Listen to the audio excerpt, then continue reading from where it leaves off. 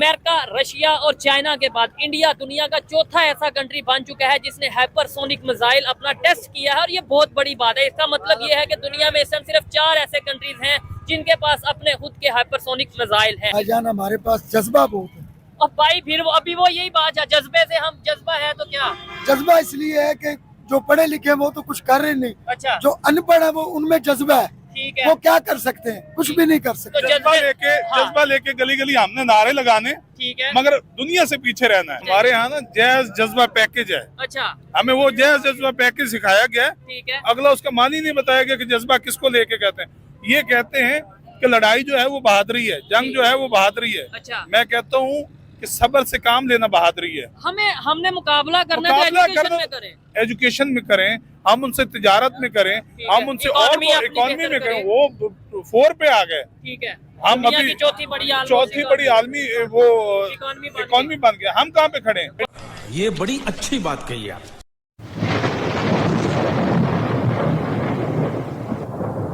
नमस्कार दोस्तों, क्या हाल है। होप करता हूँ कि आप ठीक होंगे और स्वागत करता हूँ आपका हिंदुस्तान डॉट में।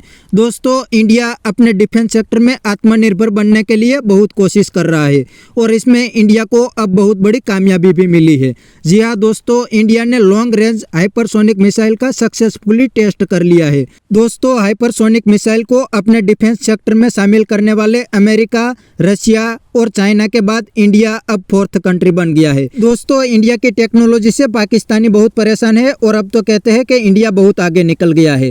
तो दोस्तों, वीडियो में आगे देखते हैं इस बात पे पाकिस्तानी पब्लिक के रिएक्शन। अगर आप नए हैं तो चैनल को सब्सक्राइब कर लीजिए और वीडियो को अंत तक देखें। आप क्या कहना चाहेंगे? आज अगर हम थोड़ा सा कंपैरिजन करके देखें, हमारी जो पब्लिक है, अगर कैमरे से नजर आ रहा होगा देखने वालों को, हमारी पब्लिक की क्या एजुकेशन या क्या सूरत हाल है। ये लाहौर में खड़े हैं और इंडिया में क्या एजुकेशन की सूरत हाल है, और वो अपने पॉलिटिशियन, अपने साइंटिस्ट को कितनी रिस्पेक्ट है, जो भी वो यूनिटी है। पहली बात तो ये है कि हमारे यहाँ एजुकेशन का जो म्यार है वो बिल्कुल कम है, लेकिन ये नहीं कि इंडिया के अंदर बहुत ज्यादा है एजुकेशन है। इंडिया भी हमारी तरह जो है ठीक है, लेकिन मसला ये है कि वहाँ की जो अवाम है वो गरीब है।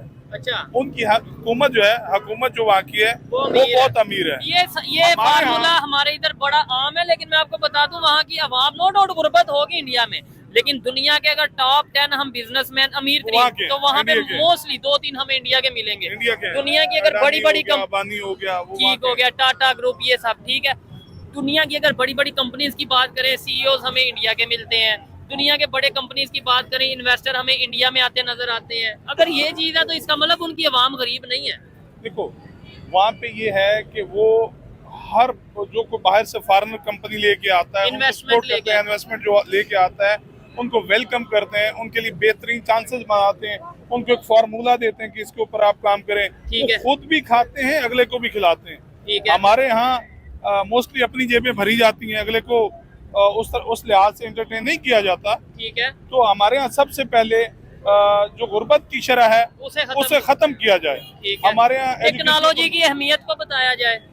टेक्नोलॉजी, पहली बात तो यह है कि बताया जाए कि टेक्नोलॉजी है क्या, ठीक है, उस पे हम कैसे काम कर सकते हैं। आज हमारे यहाँ पता क्या कहते हैं, हमारे यहाँ जो तालीम दी जा रही है जी, इस टाइम पाकिस्तान में कोई भी नेटवर्क सही काम नहीं कर रहा। बिल्कुल ऐसे ही है। ठीक है, हमें कहा जा रहा है जी सॉन्ग सिम ले लें, 4G है, ठीक है, जैज सिम 4G है, ठीक है, चलती 2G भी नहीं है। ठीक हो गया। आप ये मेरा फोन देखें, छोटा फोन है, यानी पाकिस्तान में 2G भी नहीं सही से चल रहा। में मेरे ख्याल से 2G भी सही नहीं चलता, और जो मोबाइल के सिग्नल है ना वो भी इतने ड्रॉप हो रहे हैं। लोग आगे बढ़ रहे हैं, आप भी फोन चलाते होंगे, ठीक है, लोग आगे बढ़ रहे हैं, हम लोग पीछे जा रहे हैं। कहता हूँ दूसरे कंट्रीज में हम इंडिया का बार बार इसलिए नाम ले रहे हैं कि हम उनसे थोड़ा सीख लें, कंपैरिजन कर लें। मैं सरगोदा से वापस आया हूँ। अच्छा, और चाइना से सीख लें। इधर देखें, सरगोदा से वापस आया, सारे रास्ते मेरा फोन जो है ना उसके सिग्नल डेड रहे हैं। ठीक हो गया, ठीक है ना। अच्छा, आप जो बात कर रहे थे टेक्नोलॉजी की बात करें कि यार ये कहाँ पे पहुंचा हुआ है। अगर किसी के अंदर टैलेंट है भाईजान, हमें आगे पहुंचना है। किसी के अंदर अगर टैलेंट है भी तो आवाम को तो नहीं दिखाया जा रहा। ठीक है, प्लेटफॉर्म ही कोई ऐसी सहूलत ही नहीं मौजूद। भाई का कहने का मकसद ये कि प्लेटफॉर्म मुहैया किया नहीं गया जिसपे आवाम का टैलेंट दिखाया जाता। ठीक है, भाई कह रहे हैं कि हम यहाँ पे हैं, वो उधर है। हमें सबसे पहले तो कम से कम एक बंदा दौड़ रहा है तो उसको देख के दौड़ लगा लें। ये चीज हम क्यों पीछे खड़े हैं उसका मुंह देखने के? वो चलो पहुंच जाएगा, हम बाद में देखेंगे। 50 साल बाद वो काम करना भी यहूदी है, मैं आपको बता दूं। भी है, वो जरूरियात जिंदगी का अहम हिस्सा भी है। हमें पता भी है कि इसके बगैर आगे जिंदगी जो है मुश्किल है। हम फिर भी उसको देख रहे हैं कि चलो आप दुनिया पहले कर ले, हम बाद में कर लेंगे। अब दुनिया की जो बच्ची खुची चीजें होती हैं, टेक्नोलॉजी वो हमें मिलती है, हम उस पे करने के लिए फिर 10-15 साल लगा देते हैं। फिर मजे की बात हम कर पाते हैं। फिर हम ये कहते हैं कि भाई दुनिया में जितनी भी साइंस आई है वो उन्होंने हमारी किताबें पढ़ी, हमारे कुरान पाक को पढ़ा और वहां से साइंस सारी देखी। चलो यही मान लें, हम क्यों नहीं उन्होंने पढ़ के सीख लिया, तो हमने हम बराए नाम मुसलमान हैं। अच्छा, हम क्यों नहीं पढ़ते? हम तर्जुमे के साथ कुरान पाक पढ़े, अगर ठीक है सारी चीजें कुरान पाक में, तो हम ही कोई सीख लें। हम नहीं, हमारा इस्लामिक कंट्री है, हमारा कलमे के नाम पे मुल्क बना, हम क्यों नहीं सीख रहे? ठीक है, हमें भी सीख कर आगे बढ़ना है।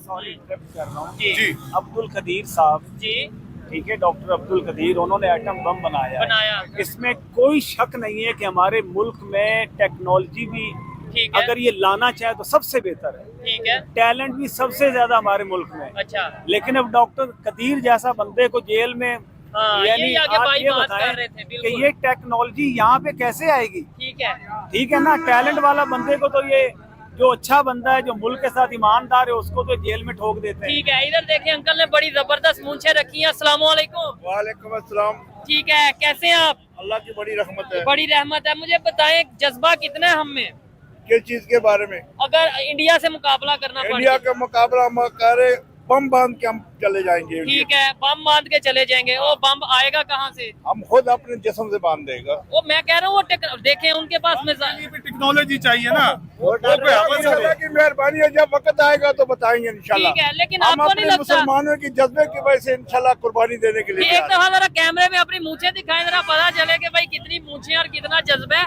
लेकिन फिर मैं आपको बात सब ये देखें जी जरा। अच्छा, खैबर पख्तूनख्वा मनसेरा तनौल से। ठीक है, क्या बात है। 18 इंच लंबाई है मेरी मुच्छों की। 18 इंच लंबाई, जबरदस्त हो गया। कौन है ये लोग, कहाँ से आते हैं? तो दोस्तों ये था पाकिस्तानी पब्लिक का रिएक्शन। पाकिस्तानी कहते हैं कि टेक्नोलॉजी में इंडिया के साथ पाकिस्तान की कोई कंपैरिजन नहीं हो सकती, क्योंकि पाकिस्तान अभी तक रोटी, कपड़े और मकान के प्रॉब्लम में फंसे है। और पाकिस्तानी ने बताया कि पूरी दुनिया आगे जा रही है और पाकिस्तान हर दिन डूब रहा है। तो इसका सबसे बड़ा रीज़न है पाकिस्तानी स्कूलों को भी मदरसा बना दिया है। पाकिस्तान के स्कूल में भी बिल्कुल गलत पढ़ाया जाता है और इंडिया के बारे में कैसे नफरत करनी है वो पढ़ाया जाता है, क्योंकि पाकिस्तान आर्मी का सारा धंधा इंडिया के नाम पे चलता है। लेकिन अब सोशल मीडिया के थ्रू पाकिस्तानी को अकल आने लगी है कि पाकिस्तान आर्मी हमें बेवकूफ़ बनाती है। असल में इंडिया के सामने अब पाकिस्तान की कोई औकात नहीं रही। लेकिन पाकिस्तानी मौलाना तो अभी भी इंडिया से बहुत जलते हैं और कहते हैं कि इंडिया और पाकिस्तान एक ही साथ है, इंडिया पाकिस्तान से कहीं आगे नहीं गया, क्योंकि पाकिस्तानी के पास जज्बा है। तो बस दोस्तों आज के वीडियो में इतना ही। यह था पाकिस्तानी पब्लिक का रिएक्शन। अगर आपको यह वीडियो पसंद आया है तो वीडियो को लाइक शेयर कर दीजिए और चैनल को सब्सक्राइब करना मत भूलिए। थैंक यू, मिलते हैं नेक्स्ट वीडियो में।